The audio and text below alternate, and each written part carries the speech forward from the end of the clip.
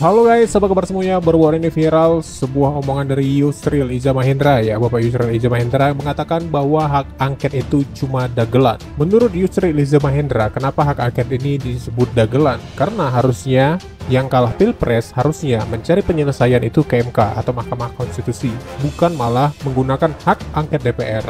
Angket DPR tidak bisa digunakan untuk menyelidiki dugaan kecurangan pemilu 2024 yang diajukan oleh pihak lawan.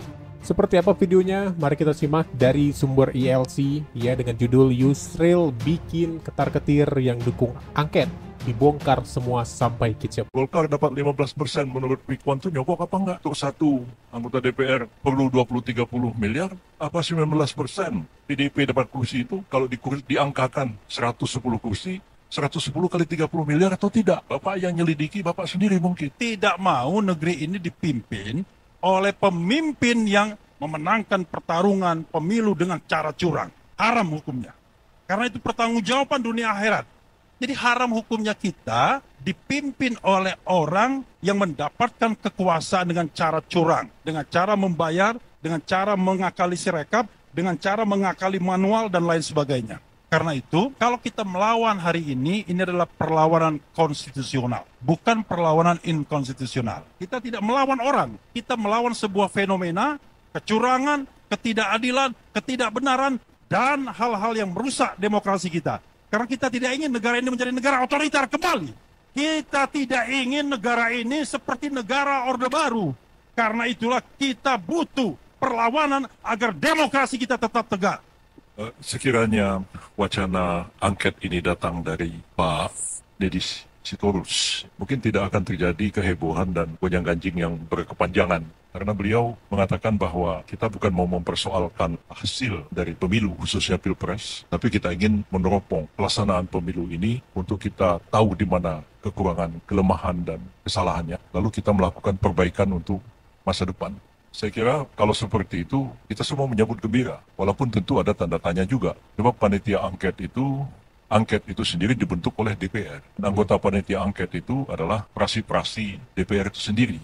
Dan kalau kita memang mau menyelidiki pelaksanaan pemilu ini, betul-betul jujur, adil, seperti amanat konstitusi, tidak curang, tidak suap menyuap, tidak sogok menyogok, itu dilakukan pasti secara menyeluruh. Tidak hanya Pilpres, karena pemilu kita ini serentak. Pilpres, kemudian DPR, DPR Provinsi, DPRD Kabupaten Kota, DPD. Dan tadi Pak Deddy Sitorus mengatakan semua ini uang. Untuk jadi anggota DPR pusat saja 20-30 miliar, kabupaten mungkin 45 miliar. Jadi panitia angket DPR yang terdiri atas partai-partai itu, yang malam ini ada 3 orang tokoh, ada Pak Pipin dari PKS, ada Pak Deddy dari PDIP, Pak Maman dari Golkar. Mereka juga akan melidiki dirinya. PDIP dapat 19% itu nyogok apa enggak? PKS dapat 70% itu nyogok apa enggak? Golkar dapat 15% menurut Quick Count itu nyogok apa enggak? Kalau tadi dibilang untuk satu anggota DPR perlu 20-30 miliar, apa 19% PDIP dapat kursi itu kalau diangkakan 110 kursi, 110 kali 30 miliar atau tidak? Bapak yang nyelidiki, Bapak sendiri mungkin. Pak Maman akan nyelidiki dirinya sendiri. Lalu apa orang mengatakan ini cuma dagelan aja ini angket ini? Saya sebagai ketua partai PBB yang gak kebagian kursi, ya saya senang aja nonton. Oh, rupanya bapak-bapak ini dapat 19% nih, keluarnya 30 miliar satu orang. Ya PBB nggak dapat kursi, ya nggak satu perak pun keluar uang. Berarti ya kami partai yang paling jujur di Republik ini. Dibandingkan 3 yang hadir malam ini, Golkar, PDIP, PKS. Cuman karena angket ini digulirkan oleh Pak Ganjar, tidak didukung oleh Pak Mahfud, tapi disambut baik oleh Pak Anies. Dan fokusnya itu adalah kepada Pilpres. Lalu timbullah wacana. Saya ditanya, bisa nggak diadakan angket kecurangan pemilu? Saya bilang yang mau diangket siapa? Karena pasal 20A UUD 45 itu mengatakan bahwa angket itu adalah hak yang diberikan kepada DPR dalam konteks melakukan pengawasan terhadap pemerintah. Terus mau diangket KPU, KPU bilang, loh kami kan bukan pemerintah. Pasal 22E menjadi debat juga apakah KPU itu bisa menjadi subjek pelaksanaan hak angket atau tidak. Itu debat konstitusional juga. Kedua, hak angket ini karena digulirkan oleh Pak Ganjar, kembanglah wacana. Ini bukan sekedar angket. Karena kita tahu bahwa kalau Pak angket atau interpelasi dilakukan, ujung-ujungnya kan bisa muncul pernyataan pendapat. Terus samping rekomendasi.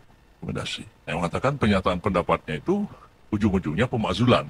Nah malam ini sih dari Pak Deddy kita nggak dengar pemakzulan. Tapi dari wacana yang berkembang, ujung-ujungnya adalah pemakzulan. Nah, pertanyaan kita, hak angket ini akan berapa lama? Seperti misalnya hak angket tahun 2009 itu kan hilang tanpa rimbanya, nggak tahu di mana rimbanya. Benar. Nggak ada kelanjutannya. Padahal pada waktu itu masih berlaku undang-undang angket sebelum berlakunya pengaturan angket dalam undang-undang pemilu, undang-undang MD3. Bubarnya DPR tidak menyebabkan bubarnya hak angket. Itu menurut undang-undang hak angket yang lama dulu. Tapi kan hak angket DPT itu nggak tahu di mana kuburnya, di mana rimbanya, nggak ada hasilnya. Nah, hak angket ini kan bisa nggak ada tenggat waktu. Bisa aja sampai lewat, karena prosesnya kan lama. Ini masih reses, pembentukan panitia angketnya, segala macam, mengusulkan ini, paripurna, setuju atau tidak, pembentukan panitia angketnya, apalagi mau disusuli dengan pemakzulan. Panjang lagi, jangan-jangan lewat 20 Oktober, lalu panitia angketnya belum selesai, proses pemakzulnya belum selesai, masa jabatan presidennya sudah selesai. Menurut saya sih sebenarnya ini harus tetap dijaga kelangsungan negara kita ini. Tanggal 20 Oktober itu suka atau nggak suka, ya presiden baru harus dilantik. Kalau tidak akan terjadi kevakuman kekuasaan yang tidak menguntungkan siapapun di negara kita ini. Sebab presiden habis masa jabatannya, menteri bubar, triumvirat bubar, yang ada tinggal Panglima TNI dan Kapolri, nggak tergantung pada masa jabatan presiden. Ya akhirnya di tangan mereka lah kekuasaan negara ini dalam situasi vakum. Nah itu yang saya kira harus kita pikirkan dalam-dalam tentang penggunaan dari hak angket itu sendiri.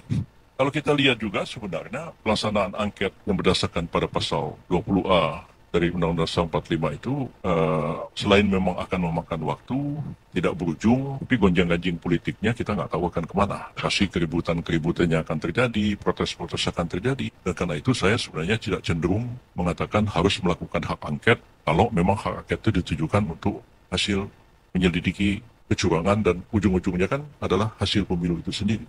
Saya memang pernah berpendapat, yang tadi dikutip oleh Pak Refli Harun, itu tahun 2014 sebagai ahli dan dihadirkan di MK, pada waktu itu saya mengatakan MK itu mestinya tidak lembaga kalkulator. MK itu bisa membatalkan hasil pemilu kalau pemilu itu kecurangan. Tapi pendapat saya itu ditolak oleh majelis hakim. Dalam putusan MK pendapat saya itu ditolak.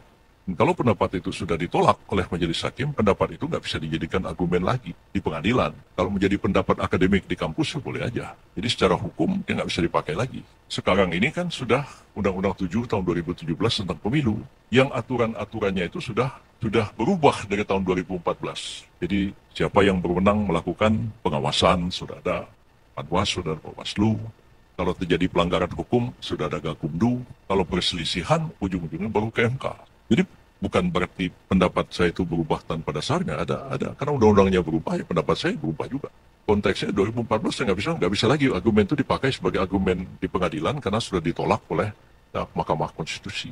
Nah jadi bagi saya sebenarnya kalaulah ada anggapan bahwa pemilu ini terjadi kecurangan yang didalilkan itu TMS begitu ya silakan saja TMS itu dibawa ke Mahkamah Konstitusi itu dibuktikan. Walaupun memang kita mengetahui bahwa sistem pembuktian kita itu juga tidak mudah di Mahkamah Konstitusi. Karena kan hanya 1 minggu sesudah diumumkan tanggal 20 Maret nanti sudah harus mengajukan permohonan ke MK oleh pihak yang menolak hasil akhir yang diumumkan KPU itu sebagai objek sengketanya. Dan kemudian ya MK juga ada batas waktunya untuk memutuskan perkara itu. Apakah sekarang ini panitia angket itu bisa diandalkan untuk menyelidiki di mana kesalahan, di mana kekurangan, di mana ketidakbaikannya, dan untuk direkomendasikan untuk masa yang akan datang. Saya sendiri nggak yakin panitia angket itu akan mampu melakukan itu. Karena semua punya kepentingan. Partai-partai punya kepentingan di situ. Mau menyelidiki kekurangan kelemahannya, dan juga mau melindungi kesalahan-kesalahan kepentingannya sendiri. Apa nggak lebih baik diserahkan aja? LIPI misalnya sudah pernah membuat satu kajian terhadap pelaksanaan pemilu. Kalau sekarang mereka diserahkan kepada BRIN atau dibentuk satu tim yang terdiri dari para akademisi untuk menyelidiki betul-betul sistem pemilu kita yang seperti apa yang idealnya. Ini kan sebenarnya dari tahun 98 sebelum pemilu 99 sudah menghendaki pemilu kita itu dengan sistem distrik sebenarnya. Cuman saya sama Pak Arya saja yang ngotot begitu, yang lain nggak ada yang setuju. Sekarang ini dengan sistem proporsional terbuka seperti sekarang kan sudah kita lihat hasilnya. Dan dari pemilu ke pemilu, ya cara kita menghitung hasil coblosan itu sangat lama, sangat panjang. Dan itu membuka peluang terjadinya kecurangan di mana-mana. Dan itu sudah kita ketahui semua kok hal seperti itu. Mengapa kita tidak misalnya belajar pada negara tetangga kita sendiri? Malaysia sejak awal menerapkan sistem distrik. Filipina sistem proporsional, tapi sudah digital pemilunya, pakai handphone. Pendidikan orang Filipina rata-rata sama aja pendidikan kayak orang Indonesia juga. Tapi pemilik melaksanakan itu tanpa banyak masalah dan pilpresnya juga berjalan baik, pemilunya juga berjalan baik. Nah, kita masih pakai paku, nyoblos juga di kotak-kotak suara. Nah, apa kita tidak terpikir untuk memperbaiki sistem pemilu kita ini supaya tidak biaya tinggi, tidak terjadi suap menyuap, tidak menjadi sogok menyogok. Termasuknya juga tadi yang sudah dapat kursi berapa? Uang sogoknya, yang sogok siapa? Pemilihnya yang disogok, KPPS-nya sogok, atau KPU-nya yang sogok? Atau seperti apa? Nah, jadi kalau ini sudah dibuka semua, bukan oleh panitia angket yang mereka sendiri juga, jangan-jangan terlibat juga dalam kecurangan. Nah guys, itu tadi menurut pendapat Prof. Yusril guys ya, tentang pemilu hak angket yang digugat di DPR. Harusnya jangan di DPR, harusnya digugat saja di MK, karena di DPR itu memakan waktu yang lama. Bisa-bisa untuk pengurusan panitia hak angket, dari mulai panitia, pengajuan, rapat, dan segala macamnya itu, presiden sudah dilantik, tapi pengurusan hak angket ini belum selesai. Bisa jadi masa jabatan presiden sudah akhir, tapi ini juga belum selesai seperti 2009. Kenapa? Silahkan saja digugat di MK. Tapi sepertinya beneran kita, Prof. Yusril, kenapa tidak membuat pemilu dengan sistem digital saja untuk mengurangi adanya kecurangan, untuk mengurangi adanya beban biaya yang terlalu besar. Seperti Filipina yang mengadukan sudah dengan digital. Jadi sekarang nanti bisa saja pemilu itu hanya dengan digital melalui HP, dibuka dengan waktu yang serentak atau dengan batas waktu tertentu di dalam satu hari itu, supaya tidak membuat server down. Jadi tidak dengan mode lama lagi dengan ke bilik-bilik cucuk paku yang bisa menimbulkan kecurangan. Karena kalau dengan digital, semua data akan masuk ke server, jadi hanya pengawasan daerah di digitalnya saja yang harus diawasi supaya tidak ditunggangi oleh hacker-hacker. Masuk akal, dan sepertinya bisa jadi akan menjadi ke depan untuk pemilihan pemilu ya, karena sudah mulai ke digitalisasi, supaya tidak lagi ribut-ribut seperti ini pemilu ya, yang mulai setiap pemilu pasti ada keributan hak angket, dan seperti kata Yusril tadi, kalau kita hak angket di DPR sepertinya akan butuh waktu lama. Dan Bapak Prof. Jimli Asidik dalam kanal YouTube-nya Deddy Corbuzier juga mengatakan hal sama. Kalau kita bawa ini ke hak angket ya boleh-boleh saja, tidak boleh mengecewakan atau langsung mematahkan yang ingin membawa ini ke hak angket atau si pelapor. Tapi tetap saja itu akan memakan waktu yang lama. Bisa saja nanti calon presidennya ini sudah dilantik, tapi hak angket ini belum selesai juga. Begitulah kalau di hak angket, seperti kata Bapak Jimli Asidik dalam kanal YouTube-nya Deddy Corbuzier. Kita dengar apa kata Bapak Jimli Asidik soal hak angket guys. Dengan adanya hak angket dan sebagainya ini nanti proses sampai Juni sampai ke MK dan sebagainya, bisa kemungkinan dibuat pemilu ulang. Enggak, tidak bisa. Pemilu itu sudah diatur dalam konstitusi. Nah, lalu apa dong proses Sudah digugat? Lalu apa yang digugat dong kalau kayak begitu? Ya, kita lihat nanti. Buaya ini kan idenya macam-macam. Betul loh. Saya tuh bingung gitu, Prof. Nggak usah dihalangi dulu. Ya, pokoknya silahkan. Ya. Ya kan? Kalau jadwal pemilu kan sudah ada undang-undang. Undang-undang itu yang bikin pemerintah bersama DPR. Lalu pelaksanaannya dibuat aturan pelaksanaan oleh KPU, Bawaslu. Namanya per KPU, per Bawaslu. Nah, untuk diketahui, semua lembaga regulatori di Indonesia ini, semua lembaga yang punya kewenangan membuat peraturan berdasarkan undang-undang yang mendapatkan legislative delegation of rule making power, misalnya membuat PP, membuat permen, itu sudah diatur di undang-undang. Dia independen. Misalnya MK membuat peraturan MK. Sesudah undang-undang, MK itu bebas, terserah dia mengatur membuat PMK. Mahkamah Agung membuat perma, terserah dia. KPK membuat peraturan, terserah dia. Khusus untuk KPU dan Bawaslu, enggak begitu. Kalau dia membuat peraturan KPU dan Bawaslu, dia harus konsultasi ke DPR dan pemerintah. Jadi semua peraturan KPU dan Bawaslu yang sekarang ini berlaku sebagai referensi rujukan untuk penyelenggaraan pemilu, semuanya itu sudah selesai final. Nggak bisa lagi Anda persoalkan. Sehingga tahapannya pun sudah ada jadwalnya, tanggal sekian. Nggak bisa diubah lagi. Oke? Oke, saya paham. Tidak boleh berubah lagi sampai pertandingan berikutnya. You bikin pertandingan bola nih.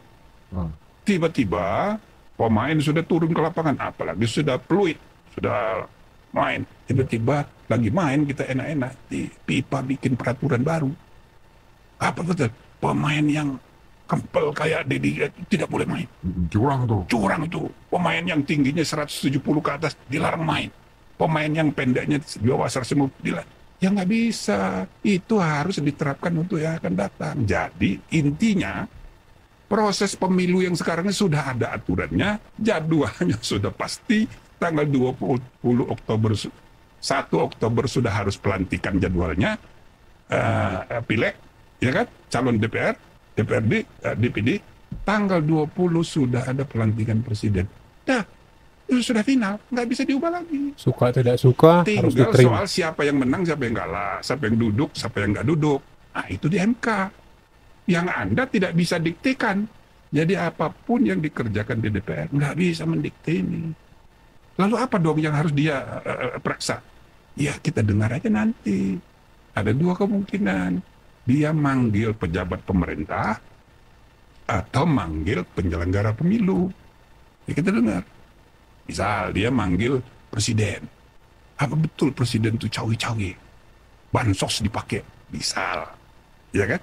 Nanti ya tentu diselidiki apa salahnya presiden. Bansos itu sudah melaksanakan undang-undang aja. Iya juga sih. Lah, bansos itu dinikmati oleh semua peserta pemilu. Semua partai politik pada tahun pemilu. Lah saya kan anggota DPD, cuma saya nggak nyalon lagi. Semua itu kebagian. Nah macam-macam namanya, ada bansos, ada kunjungan kerja, dan itu program resmi. Nah lagi pula Presiden Jokowi ini perilaku apa namanya itu kebiasaan dia. Memang begitu. Memang begitu bagi-bagi, Iya. ya kan? Dari dulu. Dari dulu. Nah, jadi ini soal timing, karena ini ada pilpres, lalu dikait-kaitkan. Maka setelah menyadari bahwa ini tidak baik, dikritik orang, kan dia udah stop. Iya, betul. Betul. Artinya ini kan bisa diselidiki, tapi bisa juga dijawab. Artinya dilakukan oleh Pak Jokowi atau Pak Prabowo dan sebagainya dalam hal ini tidak melanggar undang-undang. Ya tergantung mereka pemeriksaan dia, kita nggak usah simpulkan. Kan mereka mau menyelidiki nih, dia mau menemukan mana ada pelanggaran hukum apa enggak. Biarin aja dulu, nggak apa-apa.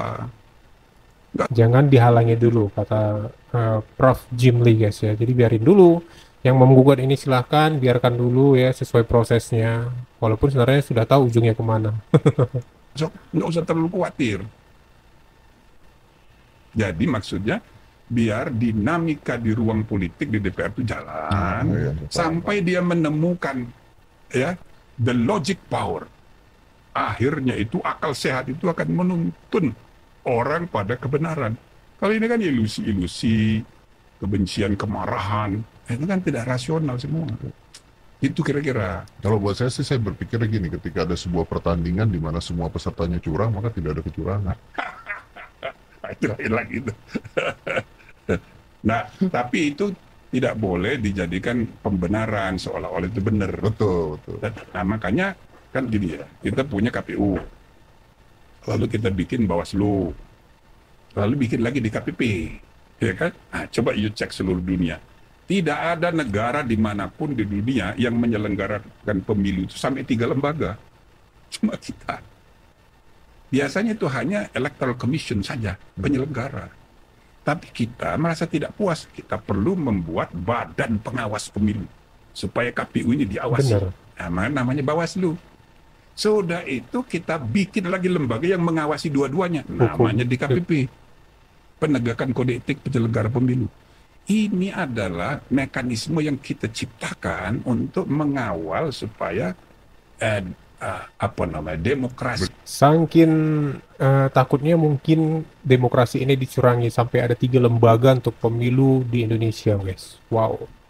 Jalan dengan baik. Elektoral kita, pemilu kita itu berjalan with integrity. Tapi kan nggak langsung cepat selesai. Jadi sudah lengkap mekanismenya ini. Nah, sebetulnya ngapain lagi pakai angket, Prof? Nah, Tapi ya sudahlah, nggak usah kita halangi ya.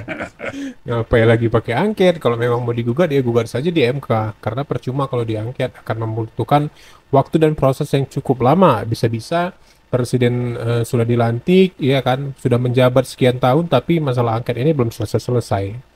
Ya, bagaimana menurut kalian guys? Silahkan berkomentar di bawah.